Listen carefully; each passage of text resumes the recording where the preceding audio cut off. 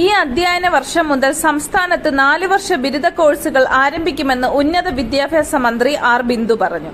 May 20-ന് മുൻപ് അപേക്ഷ ക്ഷണിക്കുന്ന 4 വർഷ ബിരുദ പ്രോഗ്രാമുകളുടെ ട്രയൽ റാങ്ക് ലിസ്റ്റും അവസാന റാങ്ക് ലിസ്റ്റും ജൂൺ 15-നകം പ്രസിദ്ധീകരിക്കുമെന്നും ജൂൺ 20-ന് പ്രവേശനം ആരംഭിച്ച് ജൂൺ 1-ന് ക്ലാസുകൾ ആരംഭിക്കുമെന്നും മന്ത്രി പറഞ്ഞു.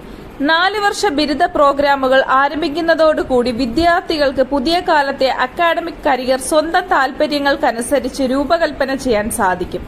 അതായത് കെമിസ്ട്രിക്കൊപ്പം ഫിസിക്സും കണക്കും നിർബന്ധമായി പഠിക്കേണ്ടതുണ്ടെങ്കിൽ പുതിയ സംവിധാനം അനുസരിച്ച് അത് കെമിസ്ട്രിക്കൊപ്പം ഫിസിക്സും ഇലക്ട്രോണിക്സും ചേർന്നോ അല്ലെങ്കിൽ സാഹിത്യവും സംഗീതവും ചേർന്നോ അതുമല്ലെങ്കിൽ കെമിസ്ട്രിയും മാത്രമായി പഠിക്കാനുള്ള അവസരവും വിദ്യാർത്ഥികൾക്കുണ്ടാകും.